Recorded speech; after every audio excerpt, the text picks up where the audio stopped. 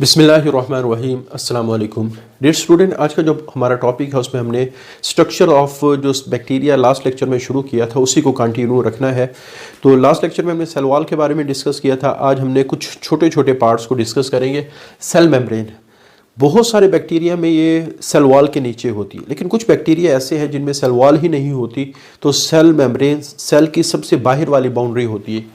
तो यही बात लोकेशन की बात करें, in most of the bacteria it is just beneath the cell wall, लेकिन कुछ के अंदर इट इज़ आउटर मोस्ट, ये सबसे बाहर होती है। किन बैक्टीरियम विच लैक सेल वॉल, जैसे माइकोप्लाज्मा, सार्कोप्लाज्मा, ये बैक्टीरिया के वो ग्रुप हैं जिनमें सेल वॉल नहीं होती। अच्छा, इसी तरह जब हम सेल मेम्ब्रेन ऑफ यूकैरियोट की बात करते हैं तो यूकैरियोट की जो मेम्ब्रेन है वो थोड़ी सी ज़्यादा मजबूत होती है, उसके पास स्टेबिलिटी ज़्यादा होती है, क्योंकि यूकैरियोट की मेम्ब्रेन में एक केमिकल होता है जिसको हम कहते हैं कोलेस्ट्रॉल। और कोलेस्ट्रॉल जिस केमिकल की क्लास से बिलोंग करते हैं उसका नाम है स्टीरोल्स। अब ये वाले केमिकल चूँकि बैक्टीरिया की सेल मेम्ब्रेन में नहीं होते, इस वजह से जो बैक्टीरिया की सेल मेम्ब्रेन है बनिस्बत यूकैरियोट की जो सेल मेम्ब्रेन है उससे थोड़ी सी नाजुक होती है। तो दे लैक स्टीरोल्स जैसे कोलेस्ट्रॉल वगैरह इन इट्स केमिकल मेकअप, तो इसकी केमिकल कंपोजिशन में कोलेस्ट्रॉल वगैरह नहीं होते। अच्छा, इसके बाद जो सेल मेम्ब्रेन है, जैसे मैं कहता हूँ कि बैक्टीरिया की सेल मेम्ब्रेन कभी भी सीधी नहीं होती, ये अंदर की तरफ फोल्ड होके स्ट्रक्चर बनाती है। आगे ये स्ट्रक्चर तीन तरह के हो सकते हैं। अगर ये बिल्कुल इस तरह छोटे सा दाने की तरह हो तो इसको वेसिकल्स कहा जाता है। अगर ये इस तरह लंबा सा हो इसको ट्यूब्यूल्स कहा जाता है। लेकिन अगर ये इस तरह फ्लैट हो तो इसको लेमिली कहा जाता है। तो इन शॉर्ट जब ये फोल्ड होती है तो ये कुछ भी स्ट्रक्चर बना सकती है, वेसिकल, ट्यूब्यूल या लेमिली।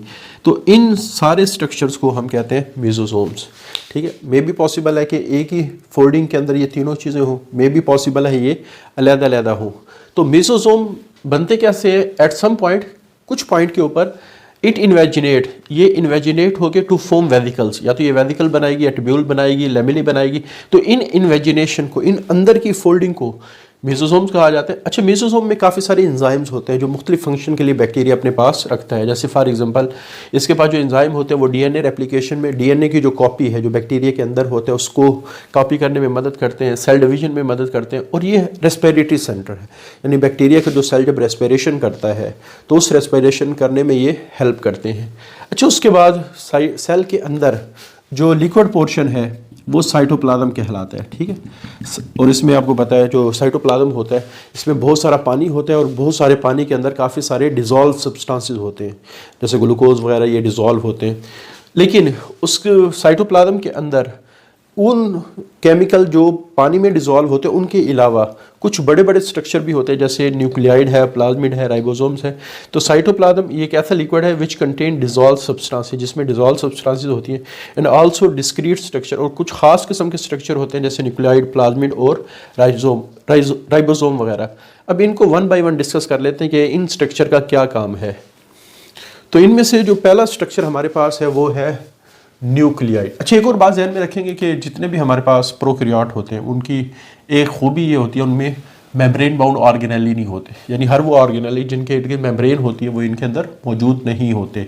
और एक और स्ट्रक्चर जो चैप्टर नंबर 3 में यूकैरियोटिक सेल का एक बहुत प्रोमिनेंट स्ट्रक्चर है जिसने पूरे सेल को सपोर्ट देनी होती है, उसको हम कहते हैं साइटोस्केलेटन। तो जो बैक्टीरियल सेल है उसमें ये साइटोस्केलेटन भी नहीं होता, यानी मेम्ब्रेन बाउंड ऑर्गेनेली जिनमें मेम्ब्रेन वाले ऑर्गेनेली नहीं होते, जैसे mitochondria, chloroplast, Golgi apparatus, endoplasmic reticulum, ये सारी वो चीज़ें थी जिनके अंदर मेम्ब्रेन है, तो वो बैक्टीरिया में नहीं पाई जाती है। तो सबसे पहले हमारे पास राइबोसोम्स। अच्छा, राइबोसोम की वैसे जो डिटेल है वो चैप्टर 3 के अंदर मेंशन है, यहाँ उसको बहुत ही ब्रीफली डिस्कस किया गया। ठीक है, राइबोसोम एक ऐसा ऑर्गेनेली है जिसने सेल के लिए प्रोटीन्स बनानी। अब ये प्रोटीन कैसे बनाते हैं वहाँ मेंशन है, इसकी कंपोजिशन क्या है वहाँ मेंशन है। ठीक है, आगे इसके यूनिट कौन कौन से हैं वहाँ डिटेल में मेंशन है, यहाँ तो सिर्फ एक छोटा सा पॉइंट डिस्कस किया गया। तो राइबोसोम्स के बारे में सिर्फ 2 पॉइंट है जो इस जगह लिखे हुए हैं। They are freely disperse into cytoplasm, ये साइटोप्लाज्म में बिखरे हुए होते हैं। जैसे मैं कहता हूँ ये सेल ये साइटोप्लाज्म में होंगे या फिर सेल मेम्ब्रेन के साथ अटैच होंगे। ठीक है, और ये यूकैरियोट से छोटे होते हैं क्योंकि इनकी जो वैल्यू होती है ना वो 70s होती है, जबकि यूकैरियोट की वैल्यू होती है 80s। जो F है ये स्वेडबर्ग को रिप्रेजेंट करता है, और Svedberg is the unit of sedimentation in ultra centrifugation. ये आगे चैप्टर नंबर 3 के अंदर बड़ी डिटेल में मेंशन है, इसको वहीं डिटेल से डिस्कस करेंगे। अभी सिर्फ ये बात ध्यान में रखेंगे कि जब हमारे पास कुछ पार्टिकल जो सेडिमेंट करते हैं, सेडिमेंट किसी चीज़ में नीचे बैठना सेडिमेंटेशन कहलाता है, तो जिस रफ्तार के साथ करेंगे वो 70s है और जो यूकैरियोट के वो 80s है। अच्छा, ये जो 70s का पार्टिकल है ये आगे दो छोटे छोटे यूनिट से मिलके बना 50s और 30s। हालांकि 50s और 30s को मिलके बनना 80s चाहिए था, लेकिन ये 70s बना है। और ये जो मिलके बनता है यूकैरियोट का 60 और 40, ये 80s बनाते हैं। तो इसकी डिटेल चूँकि चैप्टर नंबर 3 में है तो उसको आप लोगों ने वहीं से देख लेना है। अच्छा, उसके बाद हमारे पास जो अगला आर्टिकल है, अगला जो स्ट्रक्चर है वो न्यूक्लियाइड। बैक्टीरिया के बारे में ये कहा जाता है उसमें न्यूक्लियस नहीं होता, लेकिन न्यूक्लियस की तरह काम करने वाला एक डीएनए ज़रूर होता है जिसने पूरे सेल को कंट्रोल करना है। अच्छा, जिसके साथ आइड का वर्ड लगा होना तो वो रिप्रेजेंट करता है की तरह, यानी न्यूक्लियाइड न्यूक्लियस की तरह का स्ट्रक्चर है, यानी काम के लिहाज से ये न्यूक्लियस की तरह है लेकिन स्ट्रक्चर के लिहाज से ये न्यूक्लियस से डिफरेंट है। इसकी लोकेशन का जो हमारा बैक्टीरिया का सेल है उसके बिल्कुल सेंटर में पाया जाता है और इसकी शेप बेढंगी सी होती है, लेकिन ओरिजिनल में ये बेढंगा नहीं होता। जब ये अब एरिया बनता है तब ये बेढंगा होता है। अभी इसकी मतलब क्या है मैं अभी समझाता हूँ। Near the centre of cytoplasm, ये साइटोप्लाज्म के सेंटर में होता है और ये इरेगुलर बेढंगा सा डेंस एरिया है। डेंस एरिया से मुराद ये है कि जब हम इसको माइक्रोस्कोप से देखते हैं तो ये वाला हिस्सा हमें थोड़ा सा ज़्यादा डार्कर नज़र आता है और ये डीएनए का मॉलिक्यूल है सिर्फ। अगर हम न्यूक्लियस ऑफ यूकैरियोट की बात करें उसमें तो बहुत सारी चीज़ें हैं, उसमें क्रोमोसोम होते हैं, उसमें न्यूक्लियोलस होते हैं, उसमें और आप कह सकते हैं आरएनए और काफ़ी सारे एंजाइम उसके अंदर मौजूद होते हैं। यहाँ सिर्फ क्या है, डीएनए का मॉलिक्यूल है। ये जो डीएनए का मॉलिक्यूल यहाँ मौजूद है इसकी जो खासियत है ये सिंगल है, एक ही डीएनए का मॉलिक्यूल है, सर्कुलर। और ये अगर ओरिजिनल में देखें तो ये इस तरह सर्कुलर है और ये डबल स्टैंडर्ड है, लेकिन जब इसको इकट्ठा किया जाता है, इकट्ठा करके इस तरह की बेढंगी सी शेप बनती है और इसको क्रोमोसोम भी कहा जाता है। लेकिन जब हम यूकैरियोट के क्रोमोसोम की बात करते हैं तो वो दो चीज़ों से मिलकर बना है, यूकैरियोट का डीएनए और हिस्टोन्स। यहाँ चूंकि सिर्फ डीएनए है तो हमने चूंकि क्रोमोसोम की तरह काम करते हैं इस वजह से इसको क्रोमोसोम तो कहा गया, लेकिन रियल में उस तरह का क्रोमोसोम नहीं है जैसे हमारे पास यूकैरियोट में डीएनए, क्योंकि इसके अंदर हिस्टोन प्रोटीन वगैरह नहीं होती। अच्छा, उसके बाद हमारे पास बैक्टीरिया के अंदर एक तो ये डीएनए है जिसने पूरे सेल को कंट्रोल करना है। चूंकि इसका काम न्यूक्लियस की तरह का था इस वजह से इसके लिए हमने वर्ड इस्तेमाल किया न्यूक्लियाइड। लेकिन कुछ बैक्टीरिया ऐसे हैं जिनके अंदर एक और डीएनए मौजूद होता है, इनके पास एक एक्स्ट्रा चीज़ मौजूद होती है। सब में नहीं होता, ज़्यादातर में होता है, कुछ में नहीं भी होता। तो ये वाला जो डीएनए है जो जिसने पूरे सेल को तो कंट्रोल नहीं करना, लेकिन ये चूंकि डीएनए है तो ये एक एक्स्ट्रा पार्ट है कुछ बैक्टीरिया का, इस वजह से इसके लिए हम वर्ड इस्तेमाल करते हैं एक्स्ट्रा क्रोमोसोमल। और इसकी भी वही नेचर है, ये सर्कुलर है, ये डबल स्टैंडर्ड है और ये एक से ज़्यादा भी हो सकते हैं, डीएनए के मॉलिक्यूल है और ये सेल्फ रेप्लिकेटिंग है। ये अपने आप की कॉपी खुद बना सकते हैं, अपनी कॉपी क्या बना सकते हैं, खुद बना सकता है। और ये कॉपी किसी वक्त भी बना सकते हैं, बिफोर और आफ्टर द सेल डिवीजन। अच्छा, इसकी जो सबसे बड़ी खूबी ये है कि इसके पास ऐसे जीन होते हैं जो बैक्टीरिया को मुख्तलिफ़ किस्म के, जो ख़तरनाक किस्म के इन्वायरमेंट है जो बैक्टीरिया के लिए नुकसानदेह, उसमें सर्वाइव करने में हेल्प करेंगे। ये वाले जीन्स बैक्टीरिया को इस काबिल बनाएंगे कि बैक्टीरिया को बहुत सारी कंडीशन में रेजिस्टेंट मिल जाएगी। जैसे एंटीबायोटिक के अगेंस्ट जो बैक्टीरिया रेजिस्टेंट डेवलप करते हैं, यानी हम एंटीबायोटिक खाते हैं तो बाद बैक्टीरिया उस एंटीबायोटिक से बच जाते हैं। कैसे बचते हैं, उनके पास उसके अगेंस्ट जीन होते हैं, तो ये जीन प्लाज्मिड के अंदर मौजूद होते हैं। इसी तरह बहुत सारी हैवी मेटल जो बैक्टीरिया के लिए नुकसानदेह, तो उसके अगेंस्ट ये जीन हेल्प करते हैं बैक्टीरिया को सर्वाइव करने में। तो बहुत सारी हार्श कंडीशन, ख़तरनाक कंडीशन ऐसी हैं जिसमें ये वाले जीन बैक्टीरिया के क्या करते हैं, हेल्प करते हैं। अच्छा, जो दूसरा बड़ा फ़ायदा जेनेटिक इंजीनियरिंग में, अच्छा जेनेटिक इंजीनियरिंग बायोलॉजी की वो फील्ड है जिसमें हम किसी ऑर्गेनिज्म के जीन्स में कुछ चेंजेस लेके आते हैं। बाज़ दफ़ा क्या होता है, हम बाहर का जीन उस ऑर्गेनिज्म में इंट्रोड्यूस करवाते हैं। जैसे मिसाल के तौर पे एक बैक्टीरिया है, वो इंसुलिन पैदा नहीं करता। साइंटिस्ट ने क्या किया, इंसान की बॉडी से इंसुलिन का जीन लिया, उस बैक्टीरिया के अंदर लगा दिया।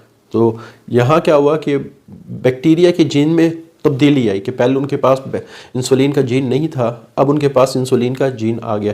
तो ये जो किसी भी आप कह सकते हो ऑर्गेनिज्म के जीन्स के अंदर चेंजेस करना, ये जेनेटिक इंजीनियरिंग कहलाता है। ठीक है, उसमें ये वेक्टर के तौर पे इस्तेमाल होते हैं। यानी मतलब क्या है कि जिस वक्त हमने इसमें जीन को भेजना है तो जीन को किस तरह भेजा जाए, तो बड़ा आसान तरीका ये है कि वेक्टर को प्लाज्मिड को बाहर निकाल लिया जाए और इस प्लाज्मिड के अंदर जीन को लगा दिया जाए और बाद में इस प्लाज्मिड को बैक्टीरिया के अंदर भेज दिया जाए।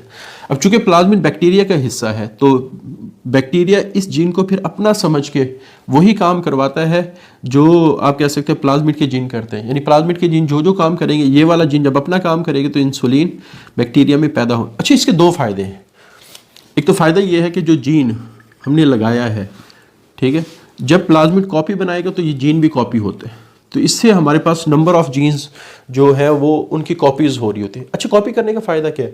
क्योंकि किसी भी सेल से जीन का निकालना एक मुश्किल प्रोसेस है, जीन का निकालना एक मुश्किल प्रोसेस है।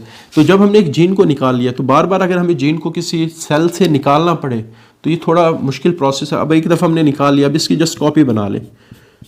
इसके क्या निकालें? किसी ह्यूमन क्रोमोसोम से जीन का निकलना या कि ह्यूमन सेल से जीन का निकलना एक मुश्किल प्रोसेस है। तो इस वजह से हम एक दफ़ा जीन को हासिल कर लेते हैं मुश्किल तरीके से, बाद में इसकी क्या बनाना शुरू कर देते, कॉपीज़। तो जब भी इस जीन की ज़रूरत होगी तो हम फिर कॉपीज़ का इस्तेमाल करते।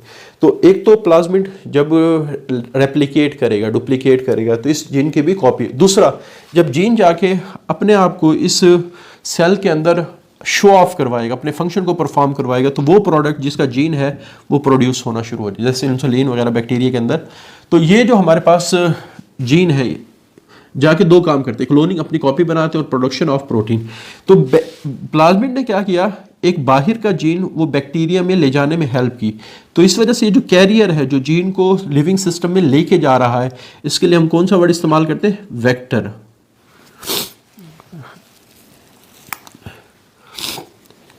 ठीक है, तो ये वेक्टर को डिफाइन कैसे करेंगे? These are the molecular carrier, ये मॉलिक्यूल को ले जाने वाले कैरियर हैं। ठीक है, कैरियर ले जाने वाले को कहा जाता है। और इन्होंने क्या किया, जो हमारा बाहर का जीन था वो बैक्टीरिया के अंदर लेके गए हैं। तो इस तरह ये प्लाज्मिड जेनेटिक इंजीनियरिंग में बहुत ज़्यादा इस्तेमाल। अच्छा, अगर हम न्यूक्लियाइड वाले डीएनए को अलग कर लें तो न्यूक्लियाइड वाला डीएनए तो पूरे सेल को कंट्रोल कर रहा है, अगर ये अलग हो गया ना तो सेल की डेथ हो जाती। इनके निकलने से सेल की डेथ नहीं होती, यानी ये सेल के लिए बहुत ज़रूरी नहीं है कि सेल की डेथ हो जाए इनके बगैर। इतना है कि इनकी वजह से बैक्टीरिया सेल को डिफेंस सिस्टम मिलता है। क्लियर? तो ये हमारे पास प्लाज्मिड का आर्टिकल है। तो इंशाल्लाह अगले लेक्चर में फिर हम डिस्कस करेंगे कि जब बैक्टीरिया को मुख्तलिफ हालात का सामना करना पड़ता है तो बैक्टीरिया बाद दफ़ा उन हालात में अपने आप को बचाने के लिए स्पोर बनाना शुरू करते हैं। अब वो स्पोर कैसे बनाते हैं इसको इंशाल्लाह अगले लेक्चर में डिस्कस करेंगे। आज के लिए इतना ही। अल्लाह हाफिज़।